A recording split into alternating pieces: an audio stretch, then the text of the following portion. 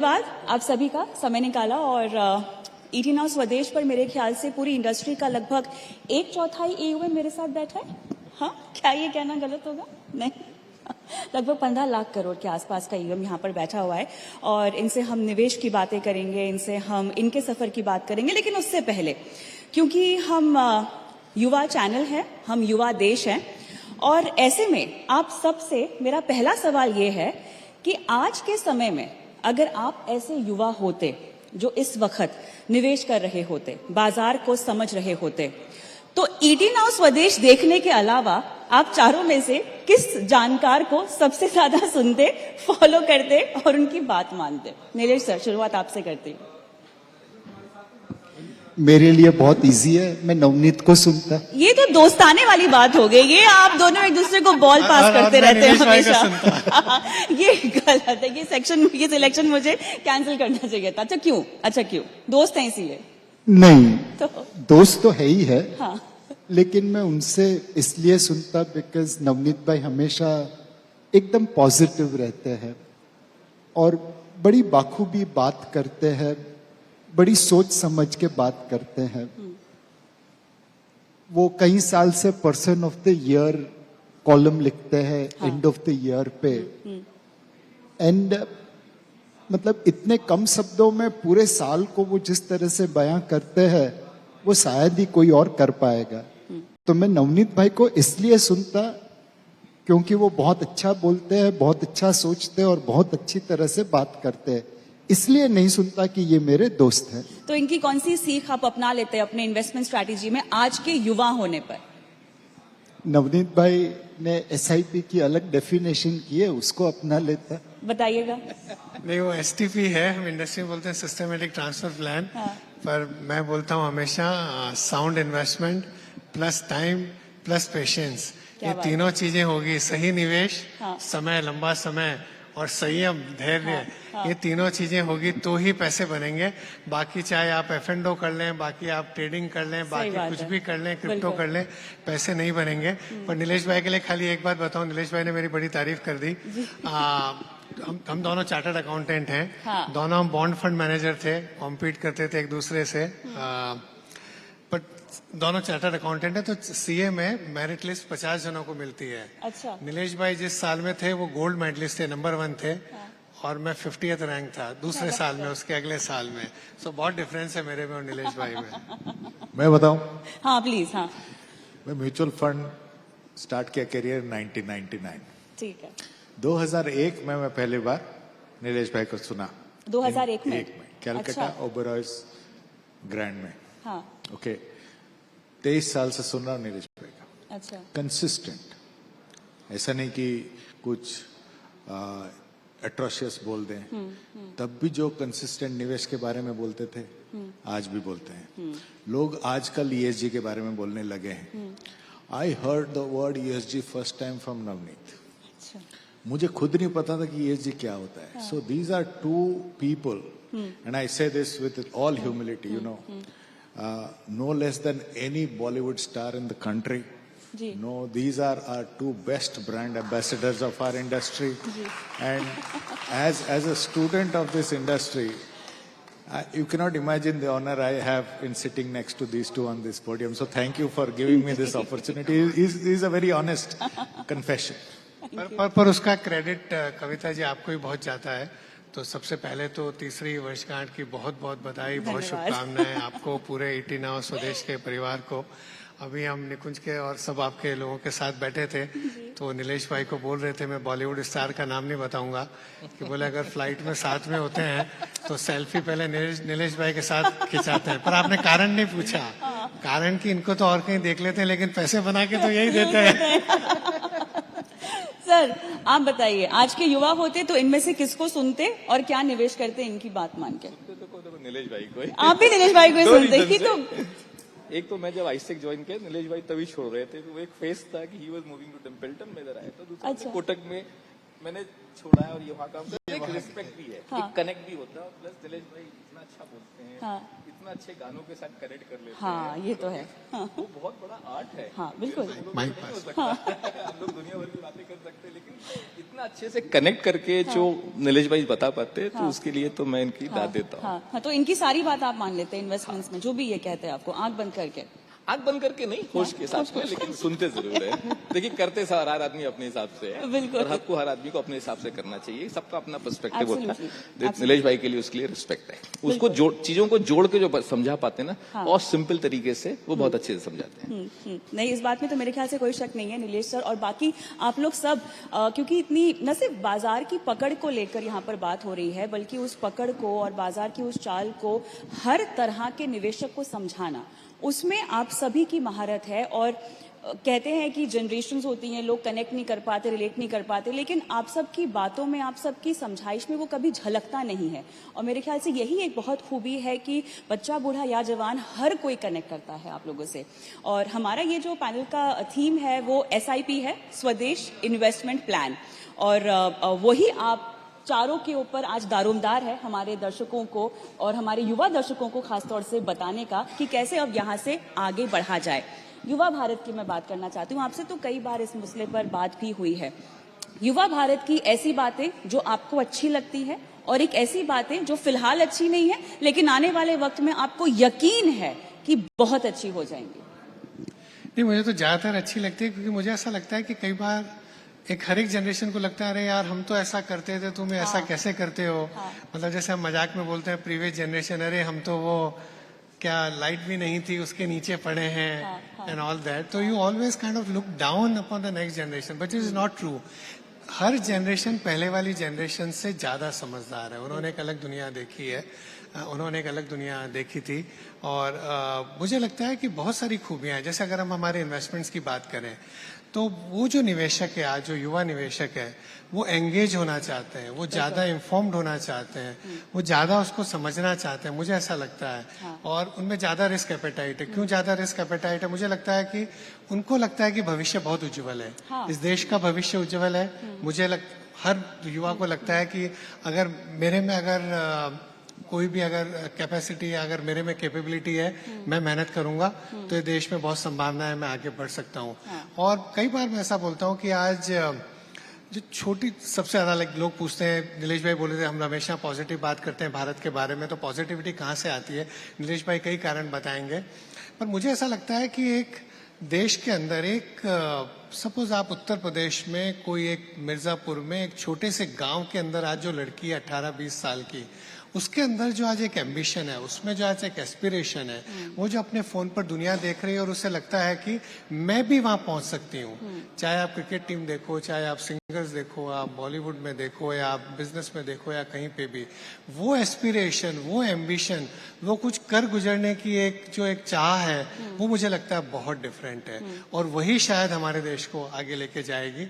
अभी ठीक है, अभी सबको जल्दी पैसा बनाना है, सो कोई F&O ट्राई कर रहा है, कोई क्रिप्टो ट्राई कर रहा है, कोई तो गेमिंग पे ही, मैं और नीलेश भाई बात करते रहते हैं, 25 करोड़ लोग गेमिंग एप्स पे गेम्स खेल रहे हैं और अपना पैसा दाव वहां लगा रहे हैं। बट एक चीज इसमें अच्छी चीज ये है, हम सब इसकी बुराई भी कर देते हैं, इसका मतलब है कि सोसाइटी में एक परिवर्तन है। वो परिवर्तन है कि लोगों को धन कमाना है, लोगों को समृद्ध बनना है, लोगों को लग रहा है मेरे को ज्यादा रिस्क लेनी है। वो एक अच्छी बात है। अल्टीमेटली आएंगे हमारे पास ही म्यूचुअल फंड सही है।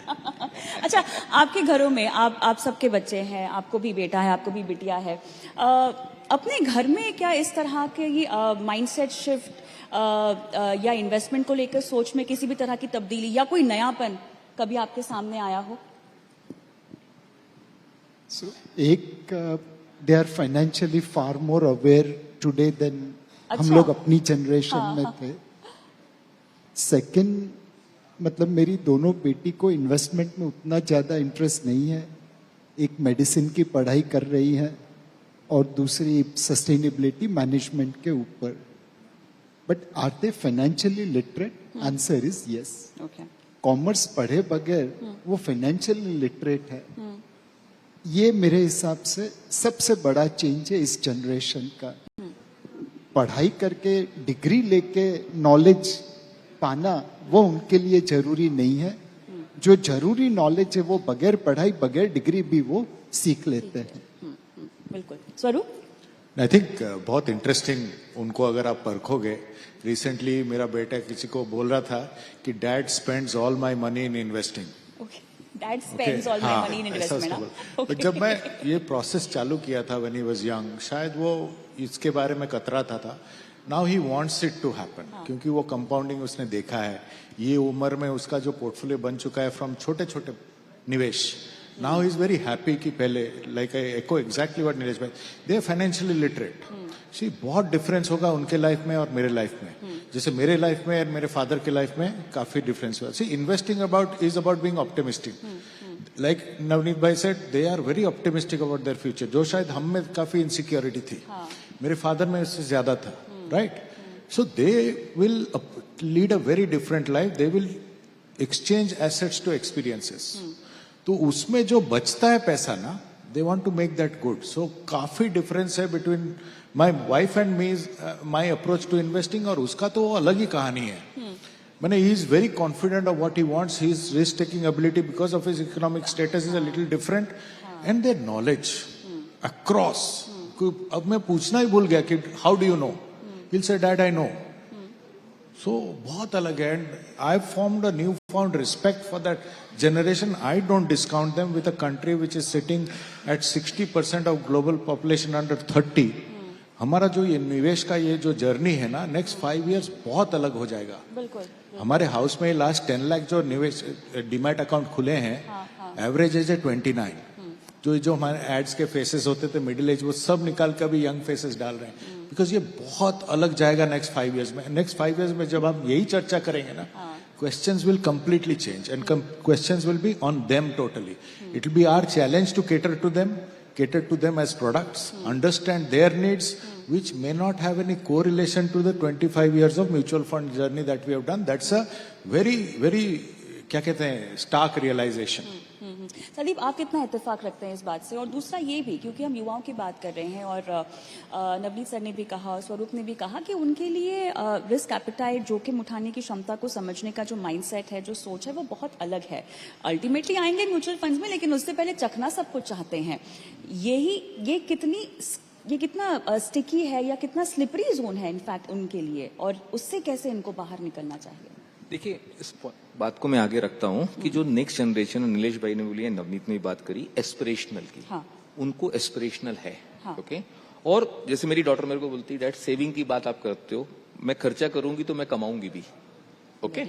उसको मैं प्रोजेक्टेड कैश फ्लो समझाता हूँ, मेडिसिन कर रही है. अच्छा. ओके. हाँ. लेकिन वो सीखते हैं, उनका अवेयरनेस बहुत है. हाँ. उनका हम उनको अंडर एस्टिमेट नहीं करना चाहिए. हम लोग बहुत इंपॉर्टेंट चीज मैं इस फोरम पे बोलता हूँ. बहुत लोग बोलते हैं अरे बच्चा है, समझता नहीं है. हर फादर सोचता है मेरा सुनता नहीं. मेरी डॉटर मेरी नहीं सुनती है. लेकिन वो जनरेशन बहुत आगे है. ओके. हमें उनको एम्पावर करना चाहिए. वो बहुत आगे जाएंगे. ओके. जो एनालिटिकल माइंडसेट हम देखते हैं, हम थोड़ा बहुत काम करते हुए अंधों में काना राजा वाला हिसाब किताब है हम लोगों के लिए, लेकिन वो जनरेशन बहुत आगे. हमें उनको एम्पावर करना चाहिए. हमें उनको अथॉरिटी देनी चाहिए. उनसे हम एक्चुअली सीखना चाहिए. मैं तो बहुत कुछ सीखता हूं उनसे. ओके. वो जिस तरह से पिकअप करते हैं और जिस तरह की अंडरस्टैंडिंग, अगर मैं इसको रिस्क एपेटाइट से लिंक करूं, तो उनका रिस्क एपेटाइट ज्यादा है अब. बिल्कुल. ओके. उनका अवेयरनेस भी ज्यादा है. वो रैंडम रिस्क एपेटाइट नहीं है कि ग्रीड आ गया, नहीं. उनका रिस्क एपेटाइट ज्यादा है, सिस्टमैटिक है, उनकी लॉन्जिविटी ज्यादा है. ओके. वो एक पर्सपेक्टिव रखते हैं कि मेरा इतना होराइजन है. आज बच्चे बहुत, मेरी डॉटर आके बोलती इतना मेरा खर्चा होगा मेडिसिन करने में, इतनी मेरी प्लानिंग लगेगी, इतना मेरा कॉस्ट आएगा, जो हम शायद वो एज में सोचते नहीं थे. हमको क्रिकेट और फुटबॉल से फुर्सत नहीं थी. ओके. वो आज प्लानिंग करते हैं. वो मेरे को बता पाती है कि यूके में इतनी कॉस्ट आएगी, फादर आपके पास इतना पैसा है, मेरे को आप फंड करोगे, इतना मेरा कॉस्ट आएगा. उसको उस तरह का पर्सपेक्टिव वो जनरेशन को है. वो जनरेशन आगे की सोचती है. ओके. जो आगे की सोचता है, तो वो निवेशक के तौर पे भी मैं उसको बहुत पॉजिटिव देखता हूं कि इनकी सोच बड़ी है, इनकी रिस्क एपेटाइट ज्यादा है. ओके. तो एक लॉन्ग टर्म के लिए वो वेल्थ क्रिएट करने का थॉट प्रोसेस है. उनको हमसे ज्यादा वेल्थ क्रिएशन करने की अर्जेंसी भी है. हमको शायद उतनी अर्जेंसी भी नहीं थी. उनको अर्जेंसी है क्योंकि उनके नीड्स ज्यादा है, उनके खर्चे ज्यादा है. शायद हमारी नीड्स हमारे फादर से थोड़ी ज्यादा थी, लेकिन फिर भी कम थी. हम लोग जो एजुकेशन में पढ़े 8 रुपए 5 रुपए, उनको लगता है पता नहीं हम कौन से घटिया से स्कूल पढ़ के आए कि हमें स्कॉलरशिप हमको 100 रुपए की मिलती थी फीस से ज्यादा, तो हमारा तो नेगेटिव बैलेंस चलता था. तो उनको ऐसा लगता है पता नहीं कौन से गंदे से स्कूल में पढ़े हैं लोग. बट अवेयरनेस है। तो मेरे को जिस तरह का लगता है कि हमें उस जनरेशन को प्रोत्साहन करना चाहिए, ओके, ताकि हम तो हर फोरम पे जाके बोलते हैं बच्चों को एनालिटिक्स सिखाओ, ये फ्यूचर है। कोई भी बिजनेस हो, खाली कैपिटल मार्केट नहीं, कोई भी बिजनेस में आपको एनालिटिक पे करेगा। तो वो माइंडसेट अगर हम थोड़ा सा अपने घर में चेंज कर दें कि हम बच्चों को एम्पावर करें, उनकी सुने, उनको समझें, तो हमारे रिश्ते तो बेहतर होंगे, कंट्री के लिए भी बहुत अच्छा होगा। हाँ, बिल्कुल। इसी चीज को आगे बढ़ाते हुए नवनीत सर, क्योंकि युवाओं में भी अवेयरनेस ठीक है हमें दिखाई दे रही है, इन्वेस्टमेंट्स की ओर रुझान उनको दिखाई दे रहा है, लेकिन साथ ही जो हमारे ट्रेडिशनल फाइनेंशियल प्लानिंग और इन्वेस्टमेंट्स को लेके जो चीज़ें चल रही थी, जो गोल्स चल रहे थे, उनमें भी बदलाव आता हुआ हम देख रहे हैं। आजकल हम गिग इकोनॉमी की बात कर रहे हैं, आजकल हम अर्ली रिटायरमेंट की बात कर रहे हैं, फायर कॉन्सेप्ट युवाओं में बहुत ज़्यादा प्रचलित होने लगा है। रिटायरमेंट एज अ कॉन्सेप्ट, मतलब रिटायरमेंट का मतलब ये हो गया है कि हम एक नौकरी छोड़ देंगे लेकिन हम कमाना नहीं छोड़ेंगे। हम शायद एक नौकरी छोड़ने के बाद कुछ और कर लेंगे लेकिन कमाएंगे ताउम्र, पूरी जिंदगी भर हमें पैसे कमाने हैं। और एंटरप्रेन्योरशिप, ये मेरे ख्याल से एक बहुत ही अब रिस्पेक्टेड कैटेगरी में आने लग गया है कि अगर आप एक स्टार्टअप में काम कर रहे हैं तो वाह, बहुत अच्छी बात है, आपने अपनी जिंदगी में कुछ किया है, मतलब 9 to 5 या दूसरी तरह की जॉब्स के मुकाबले। इससे कैसे हम डील करें? एक तो जो समाज में बहुत बड़ा परिवर्तन है, हजारों साल तक हमारे समाज में और शायद विश्व के बाकी सब समाज में हुआ होगा कि आपकी रिटायरमेंट सिक्योरिटी थी आपके बच्चे। हाँ। बच्चे बहुत सारे थे और उसमें ऐसा था कि अगर जब भी आप वृद्ध हो जाएंगे, आप बूढ़े हो जाएंगे, तो उस समय में आपके बच्चे आपका ध्यान रखेंगे। और नेक्स्ट जनरेशन भी यही सोच रही कि हमारे बच्चे हमारा ध्यान रखेंगे, उसके बाद वाली जनरेशन हमारे बच्चे हमारा ध्यान रखेंगे। ये शायद हमारी भी पहली जनरेशन जहाँ आई है जहाँ पर वो चीज बदल रही है कि मेरे को मेरे रिटायरमेंट के लिए मेरे को ही कुछ करना है। बिकॉज नेक्स्ट जनरेशन में ज्यादा परिवार ही नहीं है, परिवार ही बहुत छोटा है और वो परिवार को भी उनको अपनी चिंता करनी होगी, उनको अपना घर बनाना होगा, तो मुझे करनी है। तो कई बार जैसे हम लोग आपस में बात करते रहते हैं कि भाई अगर एक बच्चा है, दूसरा बच्चा साथ में बड़ा करते रहो, वो है SIP के जरिए म्यूचुअल फंड वाला बेटा या बेटी, कुछ भी बोले हैं आपको। सो वो बेटा या बेटी को पाल लेना साथ में बहुत ज्यादा जरूरी है। एक बेटे या बेटी को पाल रहे हो, बट ये भी साथ में बहुत जरूरी है, नहीं तो वृद्धावस्था में मुश्किल हो सकती है। बिकॉज हो सकता है ये साथ दे या नहीं दे, लेकिन वो वाला तो हमारा स्टेटमेंट आपका पक्का साथ देगा।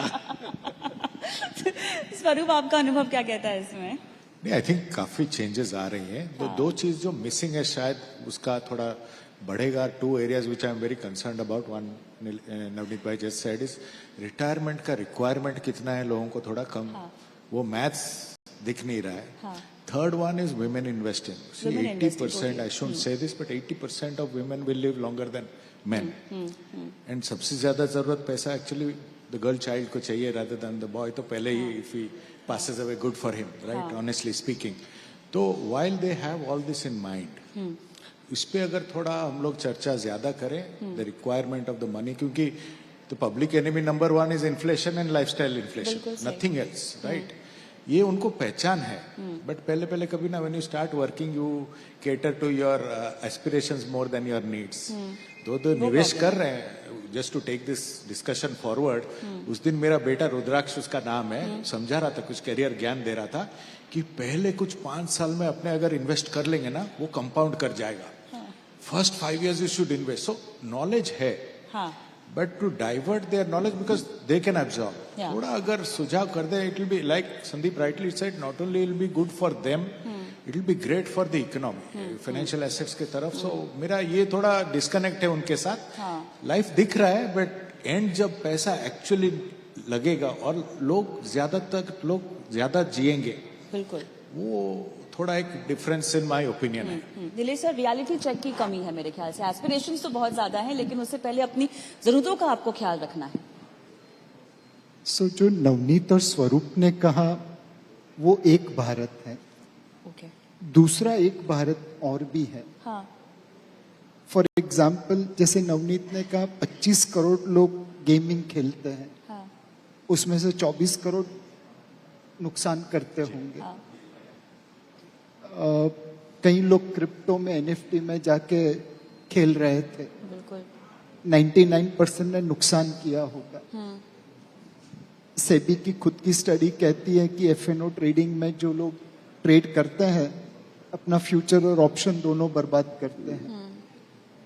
तो एक बहुत बड़ा वर्ग है जो रातों रात अमीर बनना चाहता है हाँ और जिसके पास वो संयम की कमी है जिससे वो लंबे समय के लिए निवेश कर सके। मैं खुद यहाँ पे पीछे आर्टिकलशिप किया था फोर्थ चैम्बर्स ए में हाँ और 87 to 91 मेरी आर्टिकलशिप चली थी। तो दोपहर को खाने के बाद चक्कर काटने आते थे, यहाँ पे ये रिंग में आवाज होता था। नीचे से सोचते थे कि यहाँ पे ये आवाज क्यों आ रही है। फिर पता चला यहाँ पे आप ट्रेडिंग करो तो रातों रात अमीर बन सकते हो। तो मैंने भी वही सारी गलती की जो आज का युवा वर्ग कुछ हद तक कर रहा है। अच्छा तो एक बाजू देखे तो बहुत मैच्योर्ड, डिसिप्लिन, अवेयर इन्वेस्टर्स बन रहे हैं और दूसरी बाजू स्पेक्युलेटिव ट्रेडर्स भी बन रहे हैं। हमें इन सारे लोगों को यहाँ पे लाने की जरूरत है। और वहाँ पे ईटी स्वदेश जैसे चैनल का बहुत बड़ा योगदान रहता है। आपको लोगों को ट्रेडर से इन्वेस्टर, स्पेक्युलेटर से निवेशक बनाना है। बिल्कुल बिल्कुल, वही कोशिश है हमारी, उसी को लेके इस तरह की मुहिम जहां पर आप सभी का सहयोग हमेशा हमारे साथ रहता है। तो दोनों नहीं कर सकते हमारे युवा, जोखिम उठा के स्पेकुलेशन भी कर सकते हैं और जब निवेश की बात है तो निवेश भी कर सकते हैं। दोनों भी तो किया जा सकता है ना संदीप, उसमें बैलेंस कंबाइन कैसे? करके मैं आंसर देता हूं। जो आपने पेंशन की बात करी, रिटायरमेंट की बात करी, देखिए म्यूचुअल फंड इंडस्ट्री हमारे लिए, मेरे लिए नई है। मैं इंस्टीट्यूशन वाला आदमी था, सिर्फ इंस्टीट्यूशन से डील करता था। इन लोगों को हम लोग सर्विस करते थे, मैं ब्रोकर भी रह चुका हूँ। ओके, रिसर्च का करते थे। मैं एक चेंज देखा आज के, बड़ा परिवर्तन देखा आज के समाज में कि हमारे पास जो रिटायर्ड लोग आते हैं तो वो बोलते हैं मेरी कैपिटल है, वो पर्सपेक्टिव चेंज हो गया। पहले वो बोलते थे मेरी रिटायरमेंट की सेविंग है, इसको मैं कैसे डिप्लॉय करूं कि मेरी आगे का खर्चा चलता रहे। आज लोगों का माइंडसेट है, बहुत लोगों का माइंडसेट है कि ये मेरी कैपिटल है। वो नई जिंदगी स्टार्ट करते हैं, ये मेरा कैपिटल है, इससे मैं क्या बिजनेस कर सकता हूँ इन्वेस्टमेंट के फॉर्म में। उस तरह का एक एनवायरनमेंट इस कंट्री में बिल्ड हो गया है। ओके, और ऑब्वियसली लास्ट कई सालों में रिटर्न्स भी बहुत आए हैं, तो लोगों को एक पर्सपेक्टिव मिला कि हमको अपनी जो जमा पूंजी है उसको कैसे मल्टीप्लाई करना है। ओके, और हमारा एमफी का म्यूचुअल फंड का एक कैंपेन भी बहुत बड़ा रोल प्ले किया कि भाई म्यूचुअल फंड सही है। उस कैंपेन से बहुत लोग जुड़े। मुझे ऐसा लगता है इसके तरह कैंपेन इंश्योरेंस वालों को भी करना चाहिए कि लोगों को, वो भी एक इंपॉर्टेंट सेगमेंट है हमारी इंडस्ट्री का। तो वो एक चेंज जो हमने देखा शायद मैंने पहले कभी नहीं देखा। ओके, और जो नीलेश भाई ने बात करी कि हमको जो रेगुलेटरी बॉडी आके हमको समझाती है सेबी का ये इश्यूज हैं डेरिवेटिव्स का, मैं बिल्कुल बोलता हूं कि कहीं ना कहीं आपके चैनल के माध्यम से लोगों को समझ में आना चाहिए कि इसमें 99% लोग, 98% लोग लॉस ही करते हैं। ओके, अगर इस तरह की सेविंग जो कहीं म्यूचुअल फंड के थ्रू वापस आए तो सिस्टम में तो मल्टीप्लायर इफेक्ट आता ही है, उनकी लाइफ भी चेंज हो जाती है। और ये जो माइंडसेट है ना, जैसे आज हम लोग बोलते हैं कि इंडिया को कुछ बदल गया है, समथिंग हैज चेंज, तो पूरा इंडिया वो एक इन्फ्लेक्शन पॉइंट पे है जहां पे लॉन्ग टर्म बुल रन दिखता है। Okay, I am not talking about 2 दिन का 4 दिन का व्यू, बट एक स्ट्रक्चर बुल रन दिखता है जो डिकेडल दिखता है। उस तरह का अपॉर्चुनिटी अगर लोगों के दिमाग में बैठाया जाए कि ये स्ट्रक्चर बुल रन है, इंडिया बाय ऑन डिप्स है for a longer period time, तो ये मैसिव वेल्थ क्रिएशन अपॉर्चुनिटी है। काफी लोगों ने समझ लिया है। मैं जैसे हर बार बोलता हूं कि हर बुल रन का एक लीडरशिप होता है। 2003 से, मैं कई फोरम पे बात बताई कि 2003 से हमने मैथमेटिकली देखा कि एफआईएस आए थे तो उन्होंने मैक्सिमम पैसा बनाया कि उनका M2M आता गया और वो एक्सपैंड करते गए। 2008 के बाद अगर हम देखें, 2009 से जो बुल रन चालू हुआ वो HNI फैमिली ऑफिस ड्रिवन था, उन्होंने बहुत पैसा बनाया, M2M उनका आया, वो उस बुल रन के वो लीडर थे।